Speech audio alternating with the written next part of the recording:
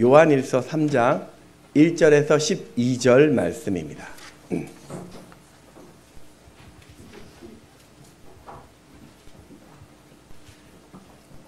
요한일서 3장 1절에서 12절 말씀입니다. 교독하겠습니다. 보라, 아버지께서 어떠한 사랑을 우리에게 베푸사 하나님의 자녀라 일컬음을 받게 하셨는가. 우리가 그러하도다. 그러므로 세상이 우리를 알지 못함은 그를 알지 못함이라. 사랑하는 자들아, 우리가 지금은 하나님의 자녀라. 장래에 어떻게 될지는 아직 나타나지 아니하였으나 그가 나타나시면 우리가 그와 같은 줄을 아는 것은 그의 참모습 그대로 볼 것이기 때문이니. 주를 향하여 이 소망을 가진 자마다 그의 깨끗하심과 같이 자기를 깨끗하게 하느니라. 죄를 짓는 자마다 불법을 행하나니 죄는 불법이라. 그가 우리 죄를 없애려고 나타나신 것을 너희가 아나니 그에게는 죄가 없느니라. 범하는 자마다 범죄하지 아니하나니 범죄하는 자마다 그를 보지도 못하였고 그를 알지도 못하였느니라. 자녀들아, 아무도 너희를 미혹하지 못하게 하라. 의를 행하는 자는 그의 의로우심과 같이 의롭고 죄를 짓는 자는 마귀에게 속하나니 마귀는 처음부터 범죄함이라. 하나님의 아들이 나타나신 것은 마귀의 일을 열하려 하심이라. 하나님께로부터 난 자마다 죄를 짓지 아니하나니 이는 하나님의 씨가 그의 속에 거함이요 그도 범죄하지 못하는 것은 하나님께로부터 났음이라. 하나님의 자녀들과 마귀의 자녀들이 드러나나니 무릇 의를 행하지 아니하는 자나 또는 그 형제를 사랑하지 아니하는 자는 하나님께 속하지 아니하니라. 우리는 서로 사랑할지니 이는 너희가 처음부터 들은 소식이라. 가인같이 하지 말라. 그는 악한 자에게 속하여 아울을 죽였으니 그 어떤 이유로 죽였느냐. 자기 행위는 악하고 그의 아울 행위는 의로움이라. 아멘.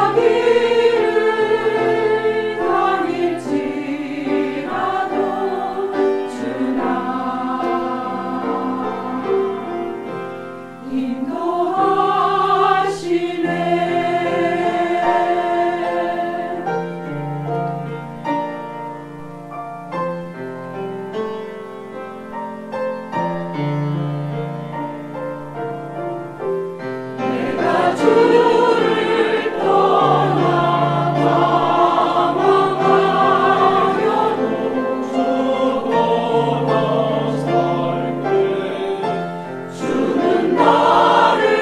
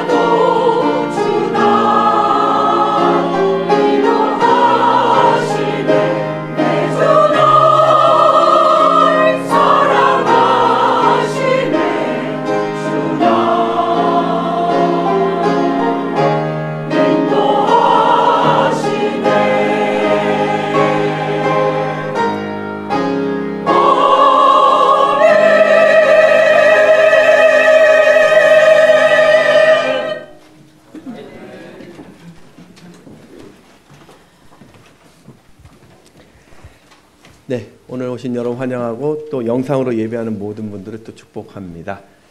잘 오셨습니다. 옆에 계신 분 인사하겠습니다. 잘 오셨습니다.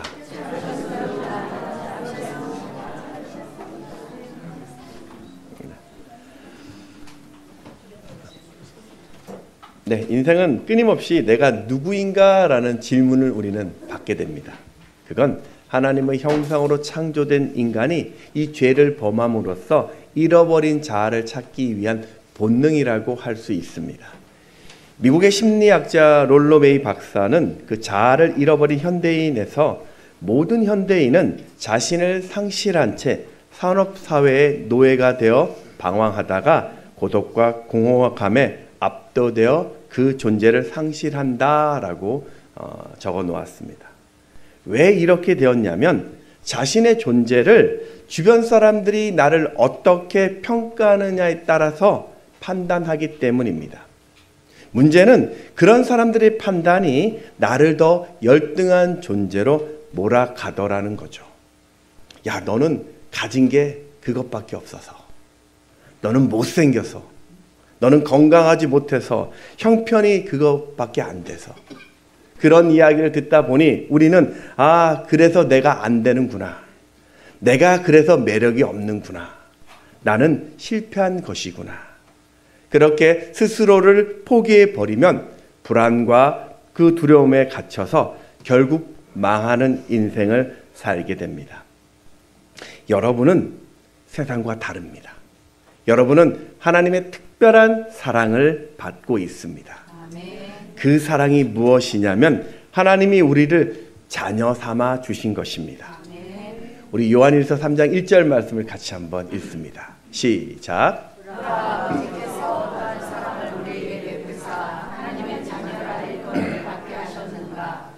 우리가 그러하도다. 그러므로 세상이 우리를 알지 못함은 그를 알지 못함이라. 여기서 보라라는 이게 원어의 단어가 이데테라는 단어인데요. 그냥 이 단어는 그냥 스치듯이 이렇게 주변을 둘러보는 말이 아니라 눈을 들어 주목하라는 감탄형 동사입니다. 그러니까 지금 요한은 하나님이 우리를 어떤 사랑으로 자녀 삼아 주셨는지 벅찬 감동으로 똑똑히 보라는 말입니다. 왜 이렇게 이야기하고 있을까요?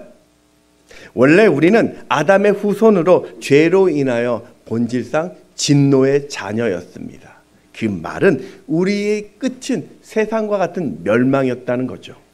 그런데 하나님께서 하나밖에 없는 아들 예수를 이 땅에 보내주셔서 우리의 모든 죄를 대신하여 대속물로 죽게 하심으로써 그 예수를 믿는 순간 하나님의 자녀가 되게 하셨습니다. 우리 요한복음 1장 12절에 보면 영접하는 자 곧 그 이름을 믿는 자들에게는 하나님의 자녀가 되는 권세를 주셨으니, 절대 구원을 이룰 수 없는 우리가 하나님의 자녀가 된 것, 그래서 이 구원은 하나님의 전적인 놀라운 사랑인 것이죠. 자, 그렇다면 우리가 하나님의 자녀가 된다면 우리에게는 어떤 변화가 일어난 것일까요? 먼저 예수의 영인 성령이 우리 안에 들어오셔서 하나님을 아빠라 부르게 되었습니다. 우리 갈라디아서 4장 6절 말씀을 같이 읽습니다. 시작. 너희가 아들임으로 하나님이 그 아들의 영인 우리 마음을 가운데 보내사 아빠 아버지라 부르게 하셨느니라. 이제 우리는 내 인생의 모든 미래를 아시는 하나님을 아빠라 부르면서 그 인도하심을 받게 된 것이죠. 더 이상 불안이나 염려와 또 걱정에 갇히지 않게 된 것입니다. 또 하나님의 자녀가 되면 하나님의 상속자가 됩니다. 우리 로마서 8장 17절 말씀을 같이 읽습니다. 시작. 자녀이면 또한 상속자 곧 하나님의 상속자여 그리스도와 함께한 상속자니 우리가 그와 함께 영광을 받기도 하여 고난도 함께 받아야 할 것이니라. 여러분이 하나님의 상속자를 좀 쉽게 생각하지 마십시오. 이건 그냥 평범한 부잣집 아들이 된다는 그런 의미가 아닙니다. 재벌집 아들이 되는 그런 의미가 아닙니다. 만왕의 왕이시자 온 우주의 왕 되신 그 하나님의 모든 것을 다 상속받는 것입니다. 그분의 창조력, 그분의 승리, 그분의 기쁨, 그분의 생명, 그분의 평안, 그게 다 여러분 것이 됩니다. 마지막으로 하나님의 자녀가 되면 예수님이 재림하실 때 그의 참 모습을 보게 됩니다. 우리 3장 2절 말씀을 같이 읽습니다. 시작. 사랑하는 자들아 우리가 지금은 하나님의 자녀라. 장래 어떻게 될지는 아직 나타나지 아니하였으나 그가 나타나시면 우리가 그와 같은 줄을 아는 것은 그의 참모습 그대로 볼 것이기 때문이니. 참모습을 본다는 이 말은 나를 사랑하신 하나님을 내가 직접 대면하는 날이 온다라는 겁니다. 오늘 이 말씀을 종합해 보면 내가 하나님의 자녀가 되면 하나님은 결코 우리를 포기하지 않으시고 영원한 사랑으로 끝까지 나와 함께 하십니다.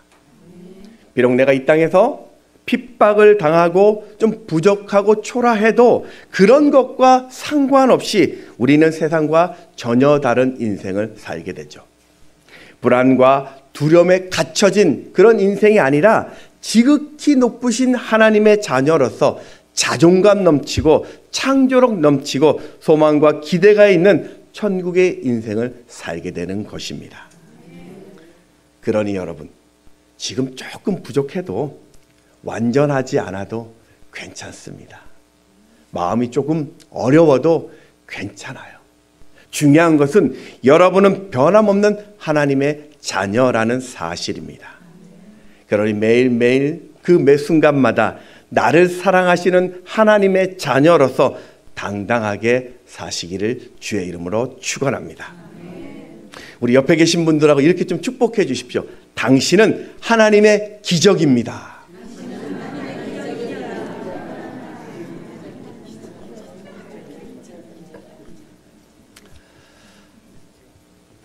여러분, 지구상의 90억 명의 인구 중에서 여러분과 똑 닮은 사람이 있을까요? 없습니다. 곰곰이 생각해 봤습니다. 아니, 여러분을 사랑하신 하나님이 왜 그렇게 유일하게 여러분만 만들어 놨을까? 여러분이 걸작품이게 그래요. 여러분은 인생은 정말 소중한 걸작품입니다. 자, 확인 한번 해보겠습니다. 자, 옆에 계신 분 다시 한번 인사해 주십시오.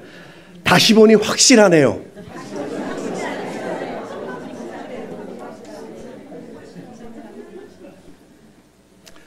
걸작품들입니다. 스스로 위축되지 마십시오.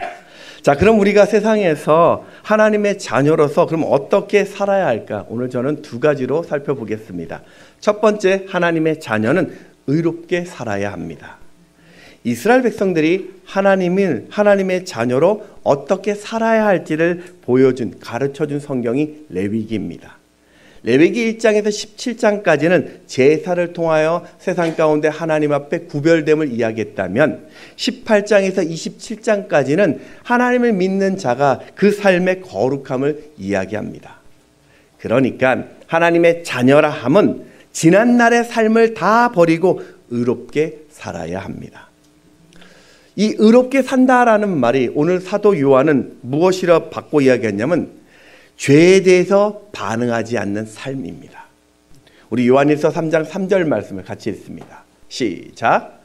주를 향하여 이 소망을 가진 자마다 그의 깨끗하심과 같이 자기를 깨끗하게 하느니라.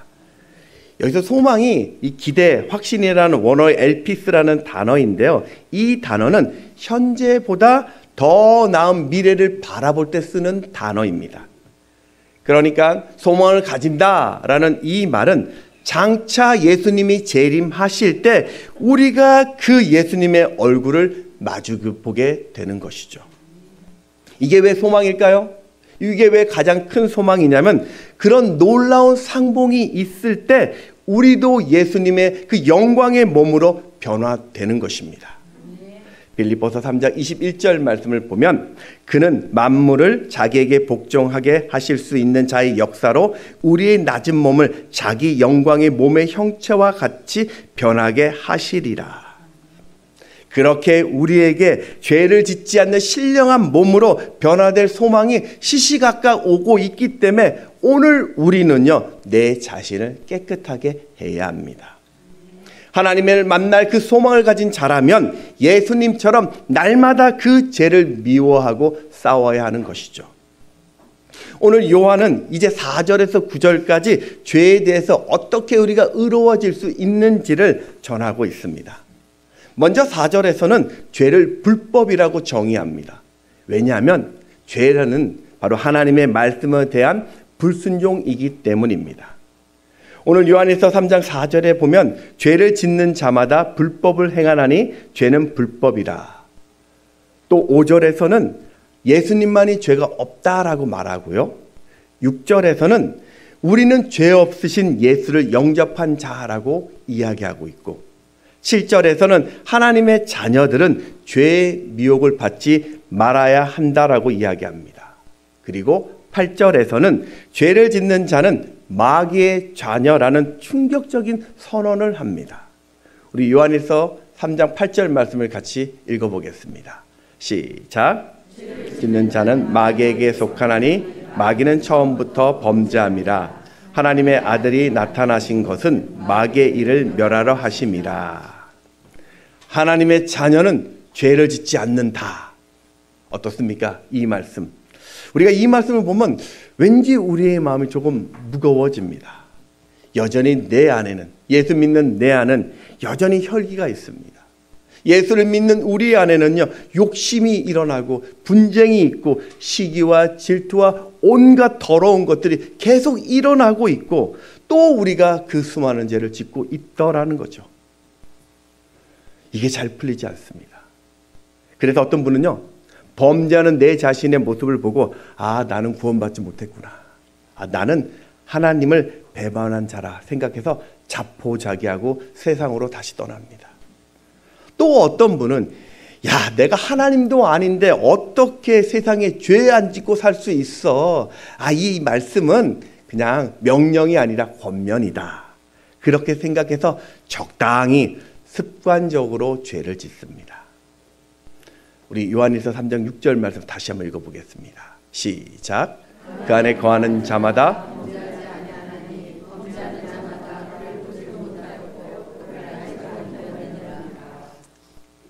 예수 안에 거하는 자는 범죄하지 않는다. 범죄하지 않는다라는 이 말이 원어로 보면 현재형으로 쓰여 있습니다. 무슨 말이냐면 범죄하지 않는다라는 이 뜻은 계속 죄를 짓지 않는다라는 말입니다. 오늘 이 6절은요, 내가 예수를 믿으면 모든 죄가 순식간에 사라지거나 완전 무결해지는 것을 말하는 게 아니라 내가 예수 안에 있어도 여전히 죄 가운데 있을 수 있고 또 죄를 넘어질 수 있지만 하나님이 그 죄를 계속 짓지 않도록 하신다라는 말씀입니다. 여러분, 하나님은요, 우리의 연약함을 알고 계세요. 내가 절대 죄를 이길 수 없다라는 것을 알고 계십니다. 그래서 하나님은 습관적으로 우리가 죄를 짓지 않도록 그 죄의 미혹을 이길 수 있도록 내게 주신 방법이 무엇이냐? 우리 안에 하나님의 씨를 두셨습니다. 우리 요한일서 3장 9절 말씀 같이 읽습니다. 시작. 하나님께로부터 난 자마다 죄를 짓지 아니하나니 이는 하나님의 씨가 그의 속에 거함이요 그도 범죄하지 못하는 것은 하나님께로부터 났음이라. 하나님이 내 안에 하나님의 씨를 주셨는데 두 가지를 주셨어요. 첫 번째 씨는요, 바로 하나님의 말씀입니다. 야고보서 1장 21절에 보면 그러므로 모든 더러운 것과 넘치는 악을 내버리고 너희 영혼을 능히 구원할 바 마음에 심어진 말씀을 온유함으로 받으라. 예수 믿는 자들에게는 살아있는 그 말씀이 우리 마음에 심겨져서 그 말씀이 죄를 이기게 한다라는 겁니다. 우리가 알고 있는 예수님이 공생의 사역 전에 광야에서 40일 금식기도 하실 때 사탄의 유혹을 어떻게 이겼죠? 기록하였으되. 말씀이었습니다. 기록하였으되. 현대시대의 특징 중에 하나가요, 죄를 죄로 느끼지 않는 죄의 불감증 시대를 산다고 합니다. 그렇게 죄가 보편화되어서 사람들은 죄 짓는 것을 두려워하지 않습니다. 심지어는 그게 죄인지도 모르고 그 죄를 짓고 있습니다. 그저 내 죄가 세상에 드러나는 것만 두려워합니다. 문제는 예수 믿는 우리도 그 죄의 미혹에 무뎌져 가고 있다라는 겁니다. 그 이유 중에 하나가 말씀을 멀리함으로써 내 영혼과 양심이 무감각해졌기 때문입니다. 여러분, 거북이 교인 예전에 한번 얘기했는데 아시죠? 일반적으로 새는 한 3일에서 5일 정도 먹지 않고도 생존할 수 있다고 합니다. 개는 한 10일 정도를 버틸 수 있다고 합니다. 사람은 대략 한 달 정도 물만 먹고 음식 먹지 않으면요 생존할 수 있다고 하는데, 이 장수의 상징 거북이는 무려 500일을 먹지 않아도 살 수 있다고 합니다. 거북이 성도, 거북이 교인, 그 말은 생명의 양식인 하나님의 말씀은 1년 내내 대하지 않고 그저 주일에 한 번 스치듯이 만나는 것으로 만족하는 교인입니다. 이런 교인들은요, 매일 하나님의 은혜를 누릴 수 없습니다. 순간순간 찾아오는 죄를 감당할 수 없게 되는 것입니다. 다시 한번 말합니다. 우리에겐 죄를 이길 능력 없습니다. 오직 하나님의 말씀이 죄를 이깁니다. 우리 교회가 매일 목자들을 통해서 목장 식구들에게 그 말씀 보내는 그 이유도요, 그 말씀이 바로 오늘 이 죄를 이기는 하나님의 씨이기 때문입니다. 사랑하는 여러분, 매일매일 그 말씀을 묵상하십시오. 끊임없이 죄의 유혹을 받을 때 내 경험, 내 지식을 의지하지 마시고 말씀을 의지하시기 바랍니다. 죄가 나를 속이려 할 때마다 묵상한 그 말씀으로 나를 깨끗게 하십시오. 혹시 습관적으로 죄를 짓고 있다라면 말씀을 더 붙잡고 예수의 피로 죄 사함을 받아 여러분 자신을 깨끗하게 하십시오. 우리 고린도후서 7장 1절 말씀 같이 읽어보겠습니다. 시작. 사랑하는 자들아, 이 약속을 가진 우리는 하나님을 두려워하는 가운데서 거룩함을 온전히 이루어 육과 영의 온갖 더러운 것에서 자신을 깨끗하게 하자. 자, 그런가 하면 우리 안에 있는 또 다른 하나님의 씨는 바로 예수의 영 성령님입니다. 로마서 8장 9절에 보면 만일 너희 속에 하나님의 영이 거하시면 너희가 육신에 있지 아니하고 영에 있나니 누구든지 그리스도의 영이 없으면 그리스도의 사람이 아니라. 여러분, 내 삶에 죄가 다가오고 있습니까? 성령님께 도움을 구하십시오. 그분이 우리의 연약함을 도우실 것입니다. 로마서 8장 26절에 보면 이와 같이 성령도 우리의 연약함을 도우시나니. 여러분, 내 안에 계신 그 성령님을 의지할 때 성령님은 능력으로 역사합니다. 내 안에 계신 성령님께 내가 순종할 때 우리는 그 죄의 욕심을, 육체의 욕심을 거부할 수 있게 됩니다. 갈라디아서 5장 16절에 봐도 내가 너희에게 이르노니 너희는 성령을 따라 행하라. 그리하면 육체의 욕심을 이루지 아니하리라. 오늘 여러분 결단하십시오. 내 안에 조금이라도 죄와 연관되어 있다면 성령께서 그 죄에서 멀어지게 해달라고 구하십시오. 반복되는 더러운 생각을 성령님 앞에 쏟아내십시오. 나를 변화시킬 성령 하나님만을 신뢰하십시오. 그러면 상황이 달라질 것입니다. 오늘 하나님의 자녀로서 이 죄의 미혹을 거뜬히 이기고 하나님이 기뻐하시는 그 의를 행하도록 내 안에 하나님의 말씀을 더 채우시고 날마다 성령님의 도우심을 구하는 여러분 되시기를 주의 이름으로 축원합니다. 두 번째, 하나님의 자녀는 끝까지 사랑하며 살아야 합니다. 이 하나님의 자녀는 화를 내고 분노하는 것이 자연스러운 일이 아니라 사랑하고 참아주고 기다려주는 것이 자연스러운 일입니다. 우리 요한일서 3장 10절에서 11절 말씀 같이 한번 읽습니다. 시작. 이러므로 의를 행하지 아니하는 자라 또는 그 형제를 사랑하지 아니하는 자는 하나님께 속하지 아니하리라. 우리는 서로 사랑할지니 이는 너희가 처음부터 들은 소식이라. 형제를 사랑하지 않는 자는 하나님께 속하지 않는다.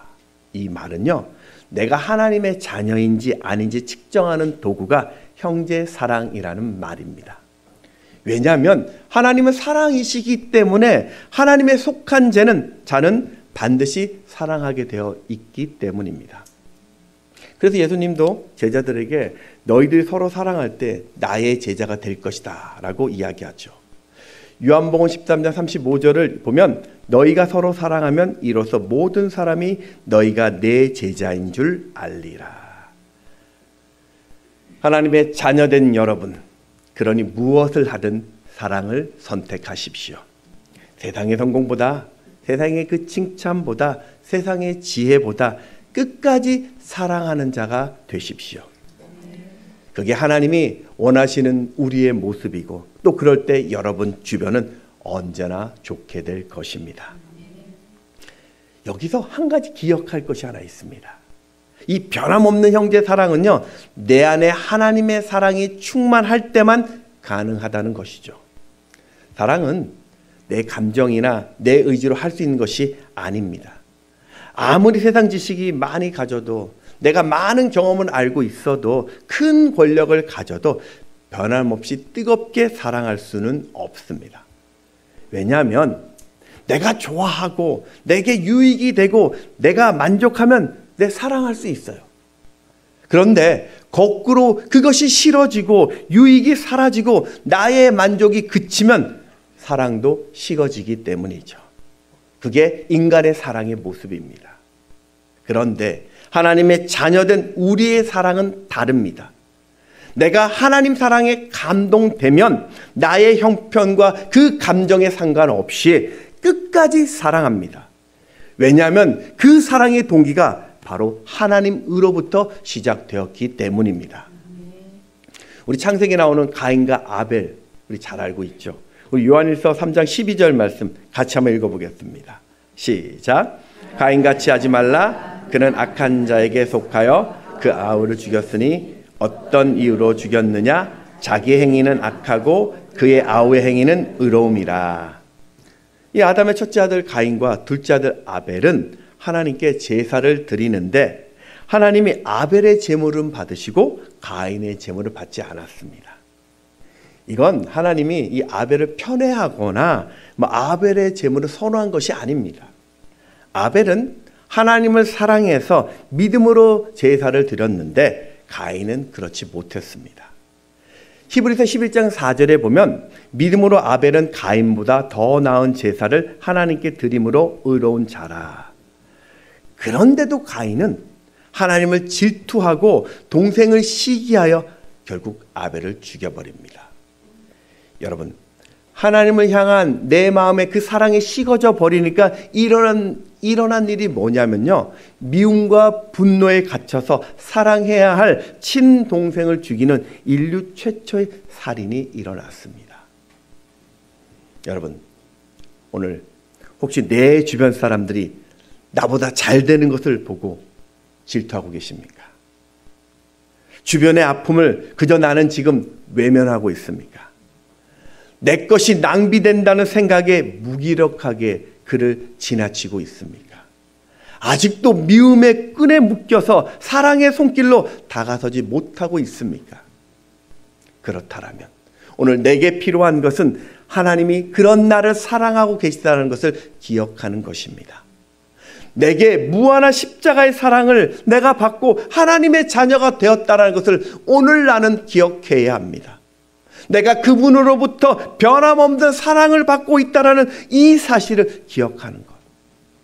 예레미야서 31장 3절에 보면 옛적에 여호와께서 나에게 나타나사 내가 영원한 사랑으로 너를 사랑하기에 인자함으로 너를 이끌었다 하였노라.